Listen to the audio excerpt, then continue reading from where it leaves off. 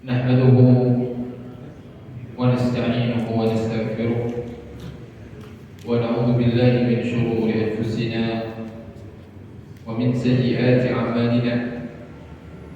من يهده الله فلا مضل له ومن يضلل فلا هادي له. أشهد أن لا إله إلا الله وحده لا شريك له وأشهد أن محمدا عبده ورسوله صلى الله عليه وعلى آله وأصحابه وسلم تسليما مزيدا. يا أيها الذين آمنوا اتقوا الله حق تقاته ولا تموتن إلا وأنتم مسلمون.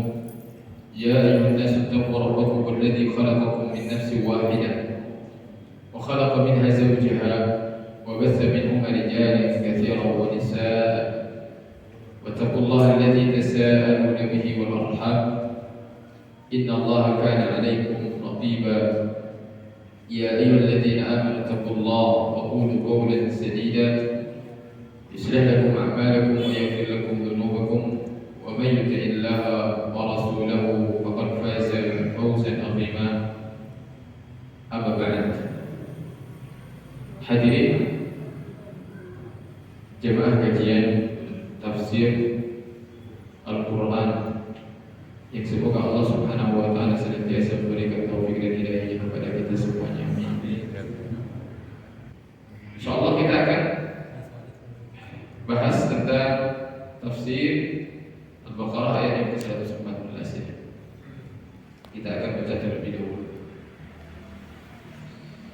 A'udzu billahi minasy syaithanir rajim.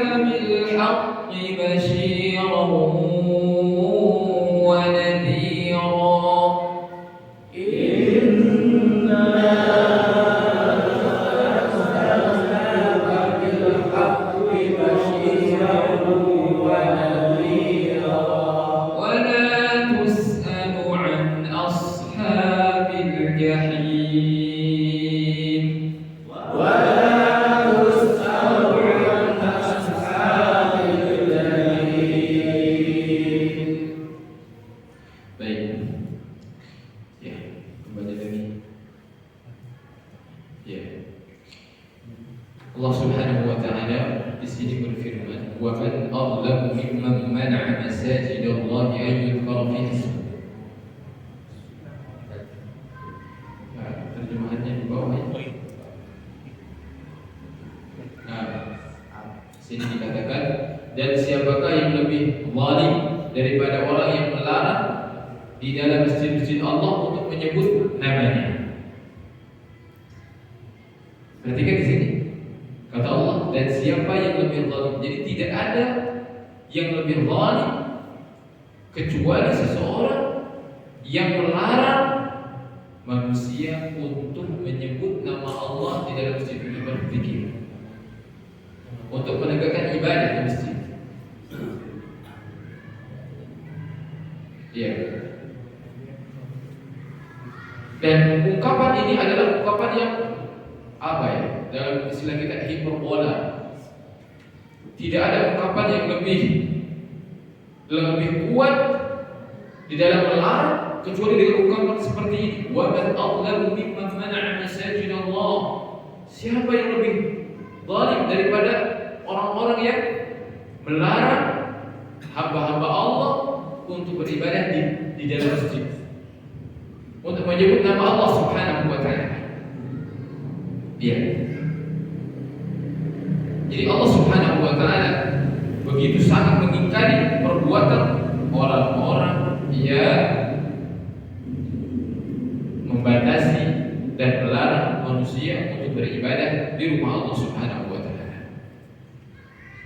Berikutnya lihat wasa'a fi kharabiha, dan dia juga berusaha untuk menghancurkannya, menghancurkan masjid, menghancurkan tempat ibadah.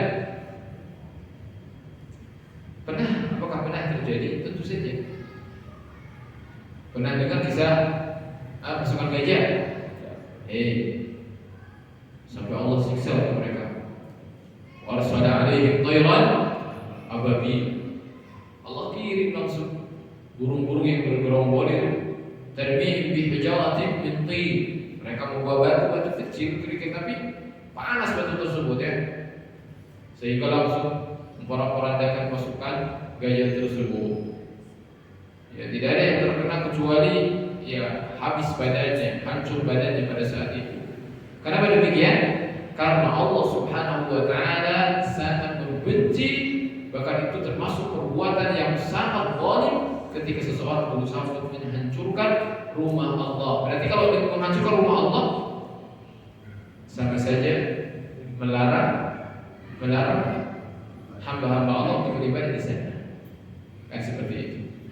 Demikian juga dulu Nasrani menghancurkan Baitul Maqdis. Ya. Itu jadi pernah terjadi dalam sejarah Islam ini, dalam sejarah manusia, yaitu orang-orang kafir berusaha untuk menghancurkan rumah-rumah Allah Subhanahu wa taala, dan itu merupakan perbuatan yang paling zalim. Nah, wasa'a fi kharabiha, dia berusaha untuk menghancurkannya. Hancur dengan benar-benar menghancurkannya. Menghancurkan temboknya misalkan ya, menghancurkan tiang-tiangnya, kama fa'ala Roma bi Baitul Maqdis, seperti ya orang-orang Romawi yang menghancurkan Baitul Maqdis. Au bi ta'tiliha min al-ibadah kama fa'ala kufar Quraisy. Atau perhatikan sini, seseorang membiarkan rumah Allah hancur itu di antara maknanya adalah tidak menggunakannya untuk beribadah kepada Allah Subhanahu wa taala. Jadi kalau ada masjid, Pak, ada masjid kosong, masjidnya besar, jamaahnya cuma 2 orang, 3 orang, maka hal tersebut termasuk ke dalam perbuatan bita'til, dengan tidak menggunakan masjid tersebut untuk beribadah, dengan menyanyiakan masjid, termasuk ke dalam ayat ini. Paham? Tidak. Maka khawatir kita takut ya. Manakala sudah terlihat masjid ini kosong, tidak ada jamaahnya, tidak ada yang memakmurkannya, manakala Allah menurunkan azab misalkan kepada suatu kaum karena perbuatannya, karena kezalimannya, maka bisa jadi orang-orang saleh juga akan terkena efeknya. Allah Subhanahu wa taala berfirman, "Wattaqu fitnatan allati la tusibanna alladziina zalamu minkum khassah." Hati-hati dengan siksa azab yang turun, namun tidak hanya menimpa orang-orang zalimnya saja. Maksudnya apa? Orang yang salehnya pun bisa terkena efeknya. Jadi kalau misalkan suatu daerah sudah terjadi kezaliman, kemaksiatan, Allah berikan longsor, misalkan Allah berikan gempa bumi, Allah berikan ini dan itu, yang terkena itu bukan hanya orang yang bermaksiatnya, ada orang saleh di sana ikut terkubur juga. Yang membedakannya itu apa? Ketika proses pembangkitannya aja, nanti dibangkitkan oleh Allah. Kalau yang saleh yang dibangkitkan dalam keadaan baik, namun dia terkena efek dari maksiat tersebut. Ya makanya kita ini kenapa mungkin tidak bosan mengingatkan, menyampaikan kebenaran? Kenapa? Yang kadang-kadang ada orang kan kalau kalau disampaikan tentang tentang agama maka dikatakan so'ali, ya kan? Ketika disampaikan tentang larangan Allah yang begini nggak boleh, sok suci, kan begitu ya? Itu framing yang digunakan oleh manusia zaman ini.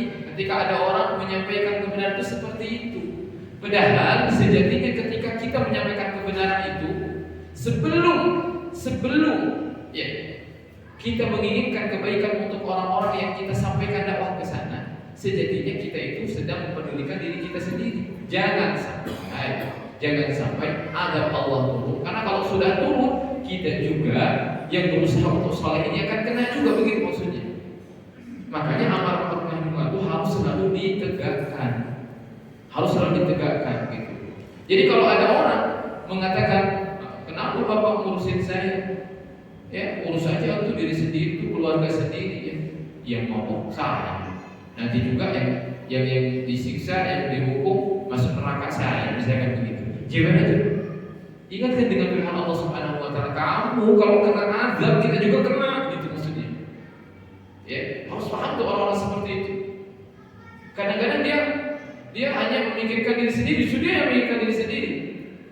Ya, dia berbuat dosa, dia berbuat maksiat yang kena efek kita. Ya kan? Seperti itu. Nah, perhatikan, makanya kita harus senantiasa berwasiat tentang al-haq, kebenaran dan juga kesabaran ini. Di antara dosa yang sangat besar di sisi Allah adalah ketika seseorang membiarkan masjid-masjid itu ya tidak dipakai semestinya, tidak digunakan untuk beribadah. Ya apalagi kalau memang dia sendiri yang merusak masjid itu. Berarti kebalikannya, manakala seseorang itu memakmurkan masjid, paham? Memakmurkan masjid. Bagaimana memakmurkan masjid itu?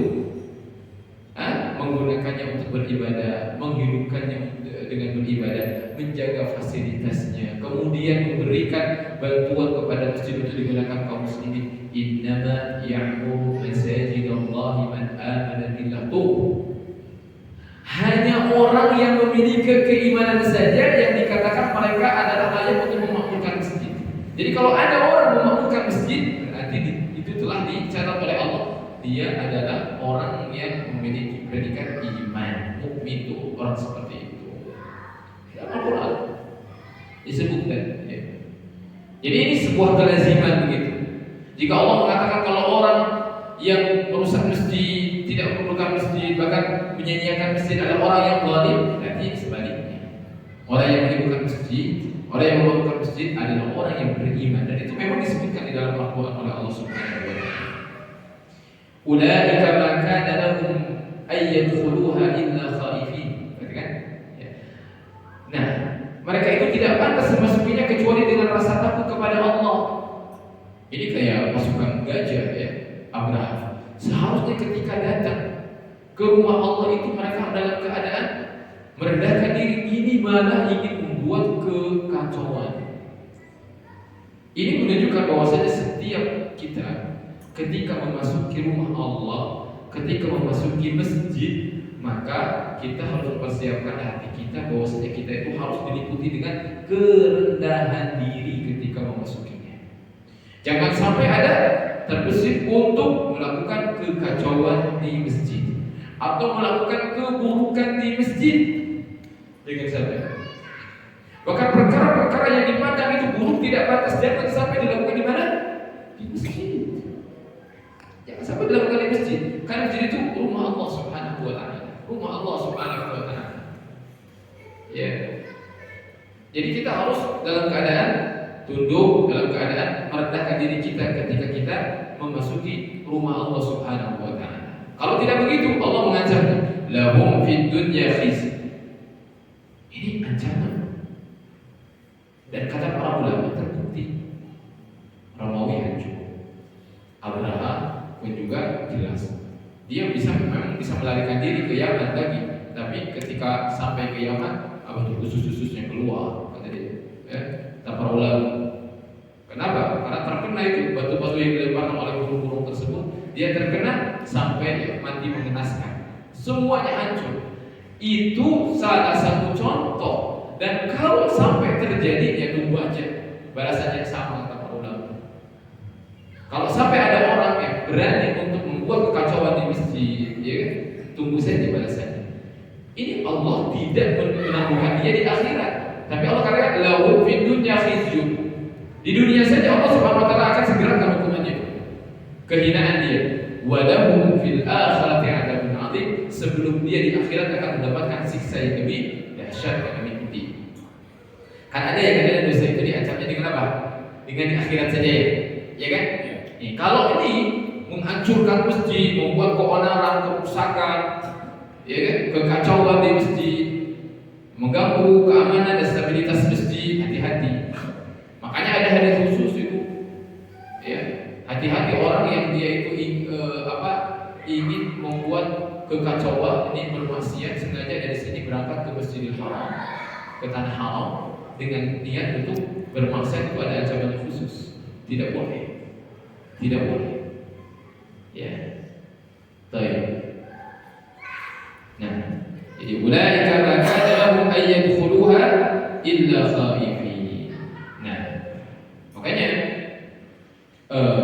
orang-orang yang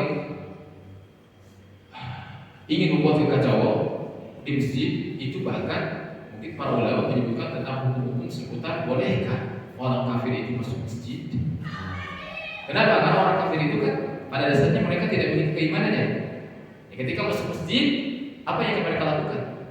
Kalau bukan membuat kekacauan. Sehingga para ulama itu membuat hukum-hukum. Bolehkah orang kafir itu masuk ke dalam masjid? Sampai ulama berselisih. Ya. Ada yang membolehkan, memang secara mutlak boleh saja. Masuk masjid boleh saja. Iya. Karena mereka najis itu akidahnya, bukan badannya. Itu. Ada yang mengatakan boleh kecuali Masjidil Haram. Imam Syafi'i yang mengatakan seperti itu. Jadi ini yang kuat, ya. Ini yang kuat insya Allah. Maksudnya yang sepertinya lebih dekat gitu ya.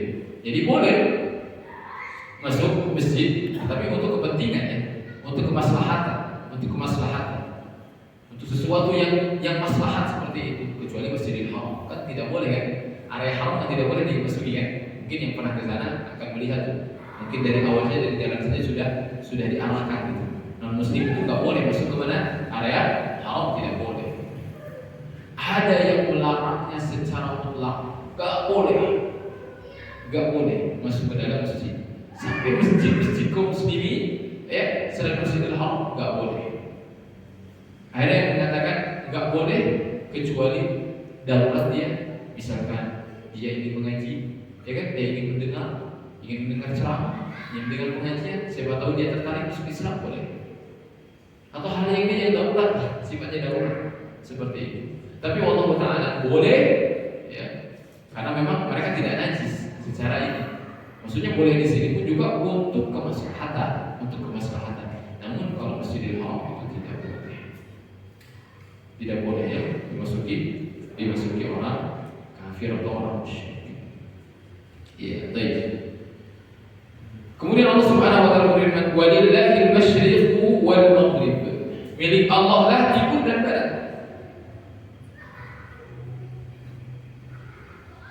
Jadi semua arah itu adalah milik Allah. Fa aina ma tuwallu fa thamma wajhullah. Ya. Fa thamma wajhullah. Ila ayyi jihatin tawajjah. Kemana saja kalian menghadap dengan perintahnya, maka di sanalah kiblat yang Allah ridhoi. Ini menyinggung tentang apa hadirin? Tentang ini? Tentang perpindahan kiblatnya kaum muslimin dari Baitul Maqdis ke mana? Ka'bah ya. Sebelumnya kan Baitul Maqdis di arah mana sih? Kalau ke sini. Jangan-jangan sama barat juga ya? Hah? Baitul Maqdis itu di Palestina. Kalau Indonesia sama sebelah barat. Hah? Agak mirip gitu. Ya kan jihad yang diambil kan arah. Kan kita juga kiblat kalau jauh seperti ini kan nggak harus tarik benang gitu. Tarik benang pokoknya harus nyampe gitu kan. Penting arah kiblat di mana? di barat, berarti ke barat. Ya kan? Ke barat. Kan kiblat itu kan kecil, Ka'bah itu kecil ya. Kalau masjid dari sini ditarik ke sana, ada masjid di sana. Ya kan? Gak mungkin semuanya menghadap yang kecil itu kan gak mungkin. Dan yang diambil arahnya. Nah ini hadirin, mungkin kan sama aja barat. Ya, ini kasusnya ayat ini turun bukan sekarang. Turunnya itu kepada siapa? Para sahabat. Pada saat itu para sahabat berada di mana? Di Madinah. Ya kan? Di Madinah. Di Madinah. Berarti Baitul Maqdis tadinya sebelah mana? Sebelah mana Madinah? Kemudian diarahkan ke mana? Diarahkan ke Makkah. Ya. Jadi mereka itu ada pergeseran ya. Ada pergeseran. Bahkan ketika mereka sholat turun wahyu tersebut ya. Turun wahyu tersebut. Ada yang sedang sholat maksudnya ketika turun wahyu tersebut. Dan itu dinyinyirin oleh Yahudi. Ya kan Baitul Maqdis kan mereka anggap itu kiblatnya mereka. Kemudian kaum muslimin mereka anggap ikut-ikutan gitu ya. Ikut kepada kiblat mereka. Kemudian setelah itu kok dipindah kiblatnya? Jadi ikut mereka juga salah. Pindah juga salah menurut Yahudi. Ngikut mereka dibilang ikut-ikutan, ya enggak punya pendirian kaum muslimin. Diubah oleh Allah Subhanahu wa taala juga. Mereka mengatakan apa? Enggak konsisten. Masalah Yahudi begitu. Maka Allah Subhanahu wa taala membantahnya di sini. Walillahi al-masyriq wal maghrib. Memang timur dan barat milik siapa kata Allah? Milik Allah Subhanahu wa taala. Fa aynama tuwallu fa thamma wajhullah. Di mana saja aku perintahkan kalian mau menghadap mana kan? Mau menghadap Ka'bah, mau menghadap Baitul Maqdis atas perintahku, ya itulah kiblatnya. Allah di sini yang memerintahkan. Innallaha wasi'un 'alim. Karena Allah itu maha luas. Maha luas di sini maha luas dan maha mengetahui mana yang lebih maslahat. Allah juga luas. Luas di sini. Allah Ta'ala alam lihat. Allah Subhanahu wa taala tidak membatasi sesuatu harus Baitul Maqdis gitu. Ya kan? Tapi Allah juga dengan perintahnya, dengan hikmahnya, Allah memerintahkan kaum muslimin untuk menghadap Ka'bah. Berarti kemana saja ada fleksibel di sini ya. Ada sesuatu dari dari fleksibilitas begitu ya.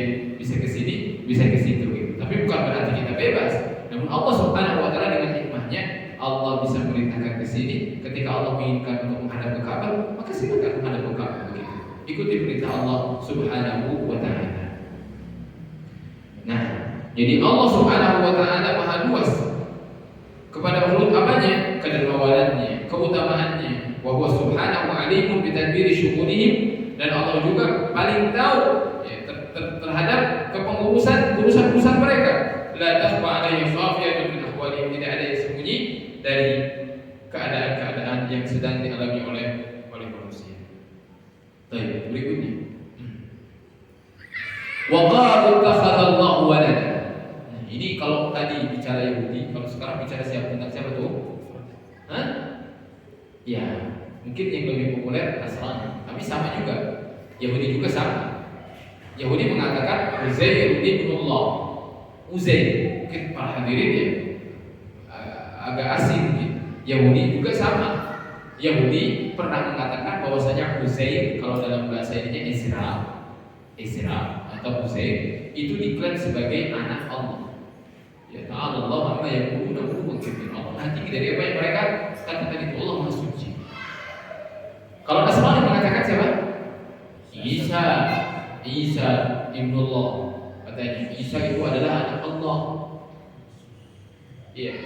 Ini sebagai bentuk apa? Hulu berlebih-lebihan terhadap orang-orang saleh. Para nabi kan orang saleh. Nah, salah satu kebiasaan Yahudi dan Nasrani ini, mereka berlebih-lebihan kepada orang saleh, terutama Nasrani. Kalau Yahudi ini mereka betul-betul akidahnya yang sangat apa namanya?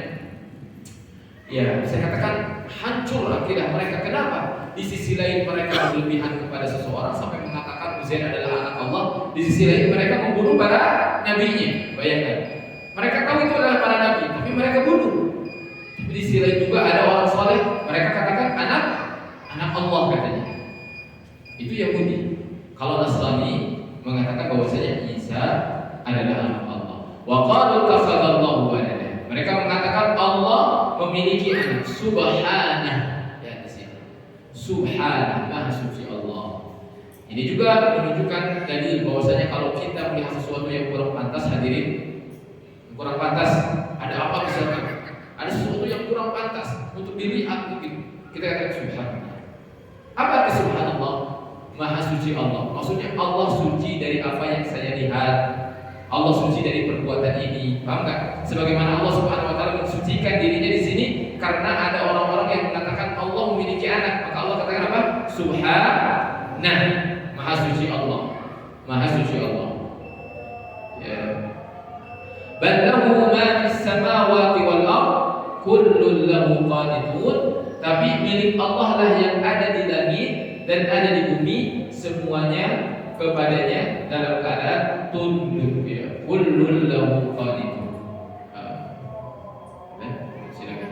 Sebelum kita lanjutkan.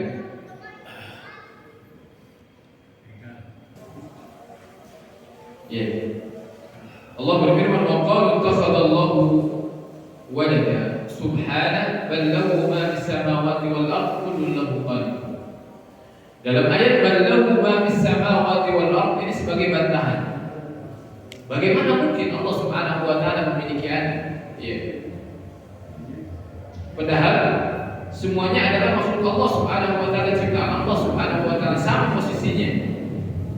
Ketika Yahudi mengatakan Uzair adalah anak Allah, Nasrani mengatakan Isa anak Allah, kaum musyrikin mengatakan malaikat adalah anak Allah. Jadi kaum musyrikin juga sama mengatakan malaikat adalah anak-anak Allah, kata mereka.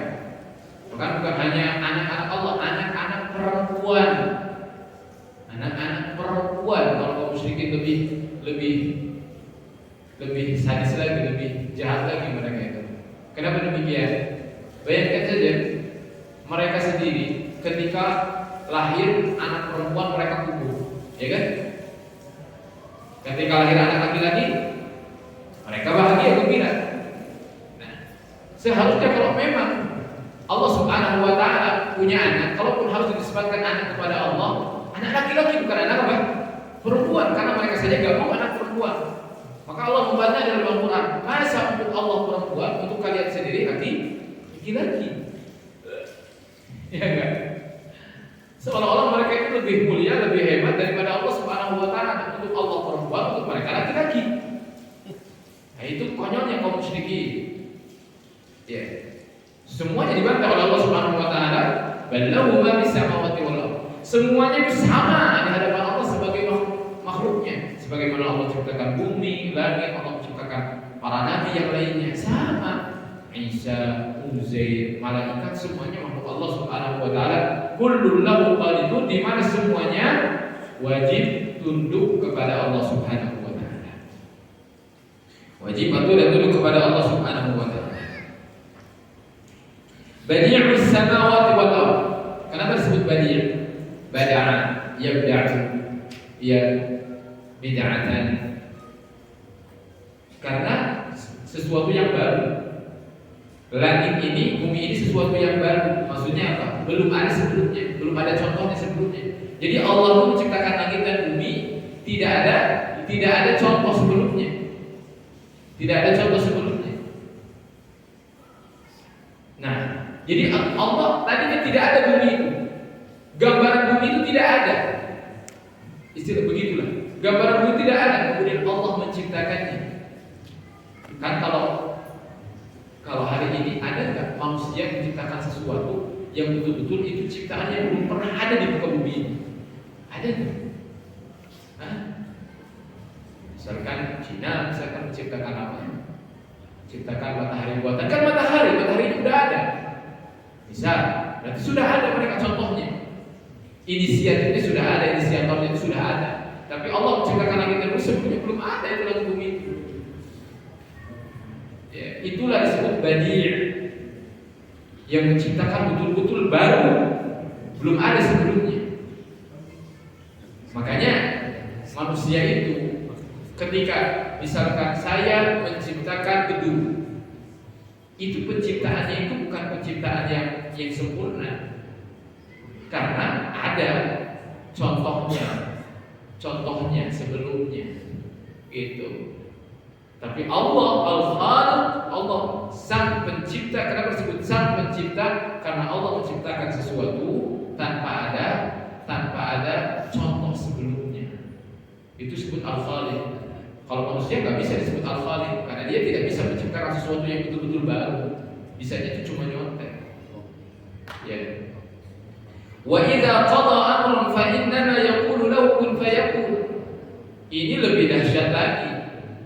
Allah itu kalau menginginkan sesuatu, fa innama hanya, dia pakai fa innama hanya, cukup dengan mengatakan kun, ya, fayakun jadi. Maksudnya lebih cepat daripada kedipan mata. Ya, barang bisa mengatakan kun.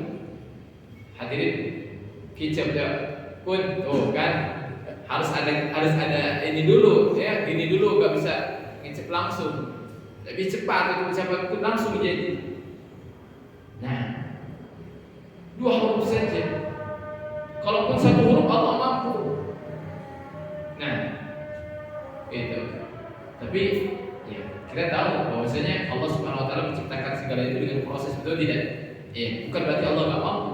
Tapi supaya ya mengajarkan juga kepada manusia bahwasanya semua itu by proses gitu. Harus dengan proses. Allah tidak pernah lelah. Ya, Allah tidak ditimpa lelah, tidak ditimpa letih ketika menciptakan langit dan bumi, tidak. Semuanya Allah katakan kun jadi. Coba manusia. Manusia proyek bikin apa itu bertahun-tahun lamanya. Setelah itu dia bangga. Apa dia nggak bangga lihat langit? Coba proyek manusia berapa tahun dia tahan? Langit sudah berapa juta tahun ya? Dan pernah lihat retak aja dikit aja. Allah nantangin kita, Allah Subhanahu Wa Taala. Karena tahu kita adalah orang-orang yang tidak akan mampu selama-lamanya untuk menandingi kuasa Allah Subhanahu Wa Taala. Allah katakan, ya kan? Kita suruh melihat lagi, ya, dalam surah Tabarak, ya. Allah bahkan ulang-ulang, farji'il basar karrataini, coba ulang lagi, sekali lagi, ulang lagi, lihat lagi. Nah, farji'il basar karrataini, ulang lagi, lihat lagi, pastikan ada yang retak gak? Itu loh, sambil Allah sampai begitunya mendekatkan kepada kita, supaya mengokohkan iman kita, supaya kita ketika melakukan hal tersebut, ya. Mungkin para hadirin pernah nggak mengamalkan ayat tersebut? Allah kan memerintahkan itu dalam Al-Quran. Coba lihat lagi, ya kan? Hal kalau min futur, ada celah nggak? Ada cacat nggak? Ada retak nggak? Sudah diciptakan berapa ratus juta tahun lamanya dari sebelum ada? Ya kan? Lihat, ya, tanpa tiang lagi. Masjid ini ada tiangnya nggak? Ada lah. Langit seluas itu, pernah nggak? Oh, ini ternyata tiangnya nggak ada. Khalaqas samawati bighairi 'amadin tarawunaha, kata Allah. Allah menciptakan langit tanpa tiang yang kalian lihat. Mana tiangnya? Tapi lihat kokoh langit itu. Ya, hadirin percaya nggak? Di atas langit itu banyak benda-benda juga, banyak benda-benda. Tapi lihat kokoh langit tersebut. Bisa nggak nyiptain benda yang tembus pandang tapi kokoh? Ratusan juta tahun gak hancur. Allah mampu. Kenapa? Karena bintang-bintang yang kita lihat itu, atau bintang-bintang itu ada yang itu di dalam langit, di area langit. Langit itu berlapis-lapis. Ada 7 lapis langit. Nah, itu ada langit dunia, kemudian ada berikutnya. Ini sama ruang juga, kemudian nanti ketemu sama langit lagi. Itu bisa terlihat. Di balik langit itu ada apa? Benda-benda tersebut, ya, seperti itu. Jadi tembus pandang langit itu. Katakan oleh para ulama, tapi lihat kok luar biasa. Allah Subhanahu Wa Taala. Badi'us samawati wal ardh wa idza qada amran fa innama yaqulu lahu kun fayakun. Harapannya hadirin, kalau hadirin sudah dijelaskan hal ini, semakin cinta sama Allah. Nah, kan? Coba kalau kita dikasih yang bisa ini, bisa itu, ciptain ini, ini, ciptain itu, wah luar biasa baiknya lagi sama kita. Kita cinta nggak kira-kira? Oh, kita korbankan, ya kan? Segalanya untuk pemimpin kita itu untuk manusia. Masya Allah yang sudah kasih kita segala-galanya bagi kita, ya kan? Ratusan urat apa tuh saraf berada di tubuh kita itu. Kalau satu saja kacau, sudah kacau semuanya. Tapi Allah tiap hari urus semuanya, Allah urus, Allah atur. Masa nggak cinta? Makanya kalau para ulama mengungkapkan, ya kan, apa namanya itu, ya kalau seseorang itu betul-betul menghayati betapa Allah Subhanahu Wa Taala sangat detail mengurus urusan hambanya, ini tuh bisa putus-putus urat kita saking kita rindu sama Allah, cinta sama Allah gitu. Ya kan? Kalau merenung betul-betul, ya, kita akan fans gitu. Allah itu selalu menjadi sesuatu yang paling kita cintai gitu. Ya, dengan apa? Dengan kita merenungi ayat-ayat. Makanya kita diberitakan untuk tadabbur, merenungi ayat-ayatnya. Wa qala alladziina laa ya'lamuuna law laa yukallimuna Allahu aw ta'tiina ayat. Lihat, katakan, sedangkan orang-orang yang la ya'lamun, orang-orang bodoh ya, kaum musyrikin mengatakan laula yukallimuna Allah aw ta'tina ayat. Jadi mereka, ya kita mau beriman sama Allah, tapi yang nyampein semuanya itu bukan kamu Muhammad, kami pengen bicara langsung sama Allah gitu. Ya kan? Pengen bicara langsung. Aw ta'tina ayat, atau Allah mendatangkan suatu bukti, betul-betul bukti nyata. Namun ternyata kan itu cuma omong kosong mereka. Buktinya ketika diturunkan Al-Quran, beriman tidak mereka? Tidak. Padahal mereka sendiri tidak bisa menciptakan yang serupa dengan Al-Quran, mendatangkan yang serupa dengan Al-Quran, tidak bisa. Karena itu adalah kalamullah, ucapan Allah Subhanahu Wa Taala, tidak bisa ditiru. Ya, tidak bisa ditiru. Padahal mereka orang Arab, dalam Al-Quran bahasa Arab. Coba datangkan sekarang. Maksudnya gini, kalau kita sekarang ada Al-Quran, hadirin 30 juz, Sudahkah ada tandingannya? Oh, ini Al-Quran ciptaan orang-orang kafir, atau misalkan ada Al-Quran ciptaan Amerika. Ada gak? Sama bahasa Arab bisakah? Atau bisa dibaca, bisa dibaca dalam Al-Quran, bisa membuat orang menangis, indah, begitu. Bisa? Gak ada dari dulu juga. Ya, padahal Quran apa itu? Profesornya banyak, semuanya ahli bahasa banyak, tapi mereka juga lemah semuanya. Bahkan Allah menantang seluruhnya, jin dan manusia kumpulkan semuanya, buat yang sama seperti Al-Quran, mereka tidak akan pernah mampu untuk mendatangkan seperti Al-Quran. Tapi mereka tetap saja mendustakan hal tersebut. Kadzalika qala alladziina min qablihim mithla qawlihim. Begitulah orang-orang itu mengatakan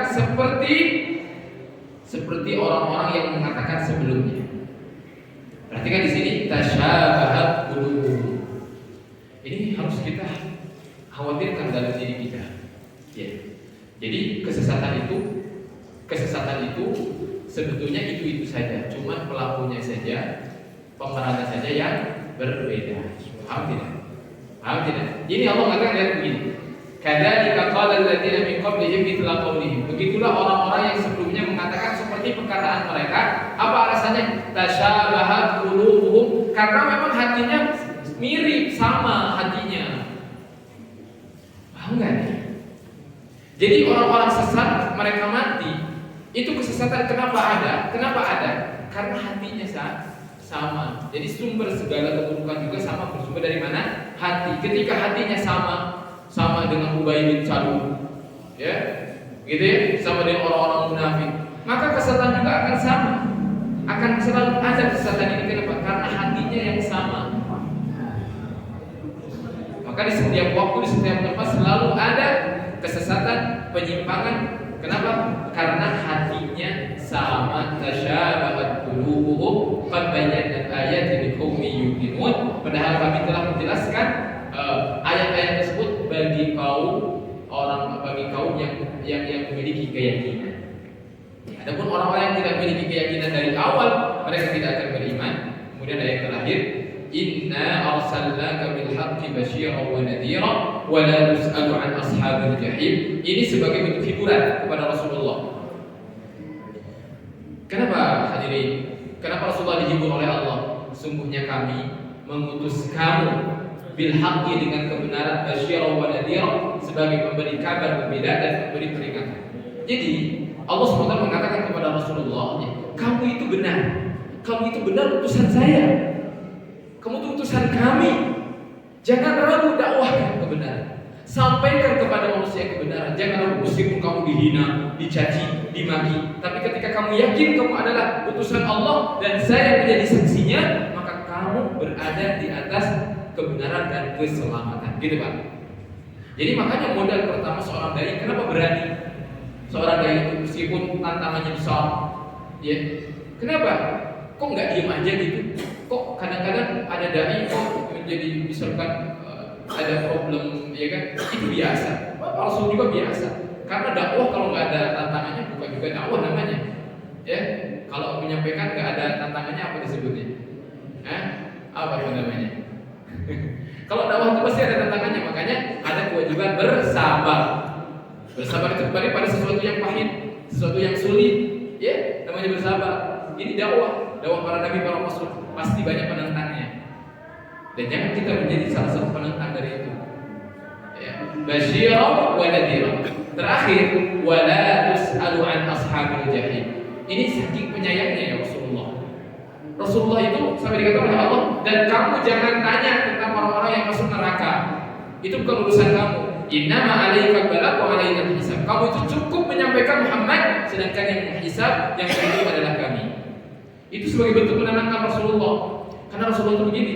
Pertama ketika berdakwah itu Allah katakan, walaqad na'lamu annaka yadhiqu sadruka bima yaqulun. Kami tahu Muhammad ketika engkau berdakwah itu dada kamu sempit, dikatain gila, katain penyihir, katakan ini dan itu, sama sempit kan dadamu. Padahal Rasulullah tahu dalam keadaan benar, tapi namanya omongan manusia itu bagaimanapun juga kadang-kadang membuat mental ini jatuh. Rasulullah pun merasakan sempit dadanya, kata Allah, ya kan? Fasabbih bihamdi rabbik, tapi Allah katakan banyak bertasbih saja. Wa qum masajidin, dan banyak sujud bersama orang-orang yang sujud kepada Allah. Itu solusinya. Yang kedua, lihat, wala tus'alu an ashabil jahim.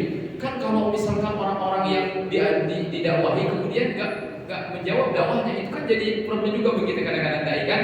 Hanya si eta teh udah saya dakwahi tapi belum juga udah saya sampaikan begini dan begitu. Ingat, Rasulullah juga sama. Rasulullah sudah menyampaikan, tapi nggak semuanya menjawab begitu.